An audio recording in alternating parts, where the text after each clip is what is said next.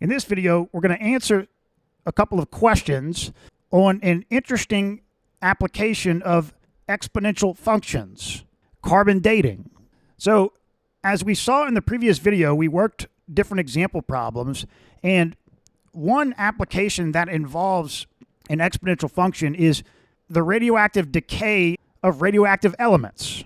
Like we worked an example problem involving the decay of plutonium-238. If you had like 2 kilograms of plutonium-238 and it was being used in a spacecraft as a source of thermoelectric power, how long would it take before you only had 1.6 kilograms left due to decay, being that 1.6 kilograms of the plutonium was the minimum amount that was needed to power the spacecraft's data transmitter. There were other examples, like certain radioactive medicines. A patient went through some kind of radioactive treatment, and then we answered questions about the quantity of the element left in the person's body a certain time after the treatment.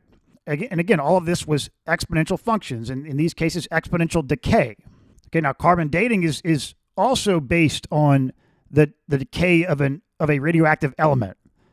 It's based on primarily the decay of carbon-14, the carbon-14 isotope. There's other radioactive elements that can be used for carbon dating, but the primary one is carbon-14. So any element that has an unbalanced number of protons and neutrons in the nucleus is radioactive.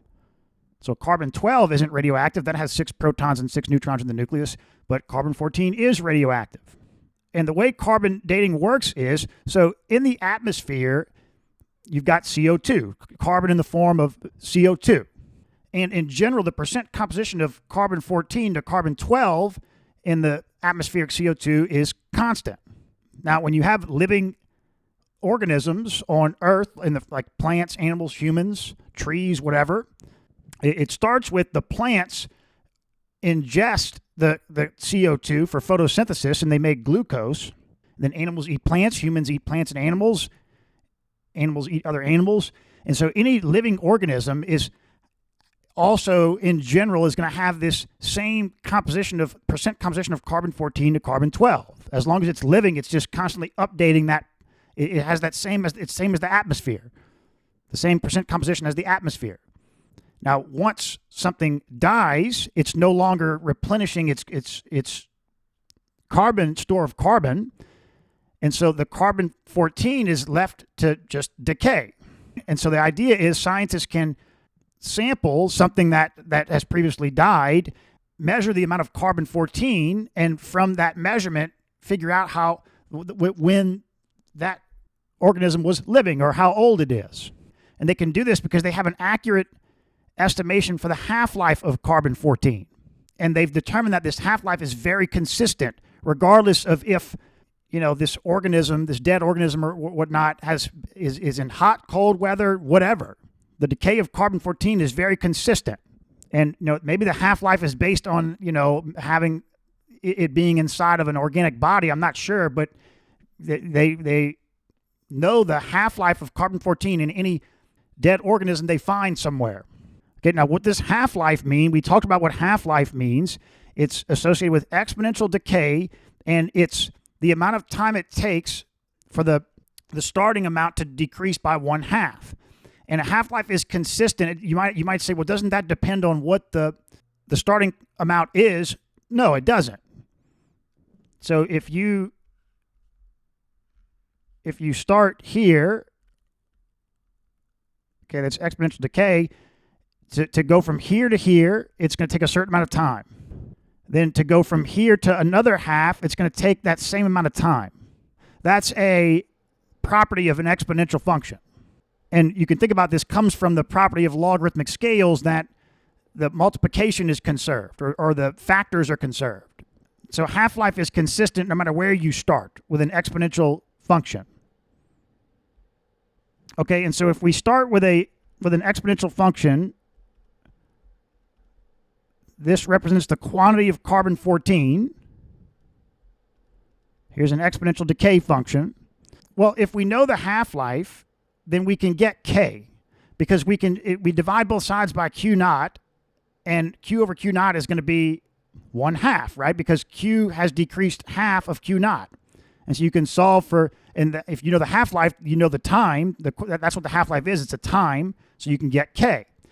So using that half-life, we have this function for the amount of carbon-14.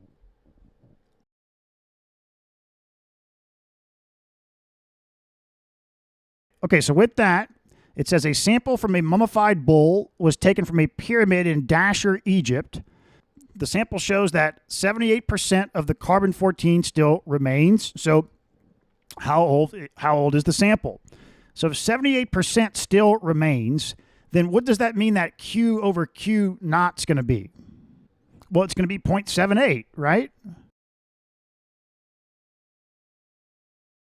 78% is still left. So, okay, so now we just need to solve for T. Let's take the natural log of this entire equation. So we've got, this results in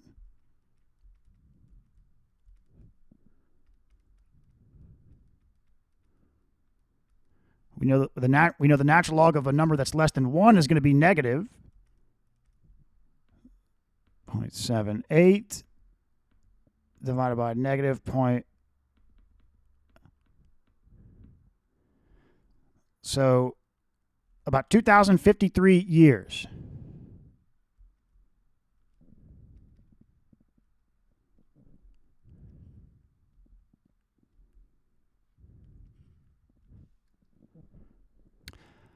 All right.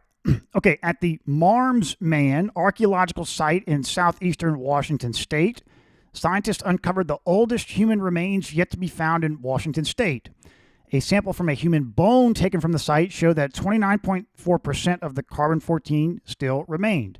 How old is the sample? So if 29.4% remain, then you divide both sides by Q naught, and you've got 0.294. So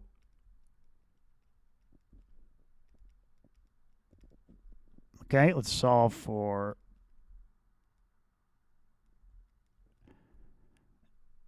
T. So take the natural log of this entire equation. We've got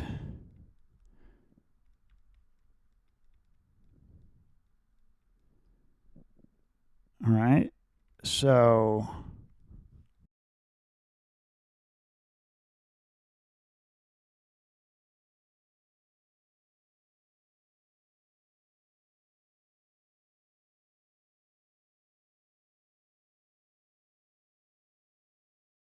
okay, 10,117 years. About 10,117 years. So that's pretty cool. Now, I'm sure, a professional scientist, there's some intricacies to doing this. I'm sure what we've done here is a bit simplified, but this definitely is the fundamentals of how they do this.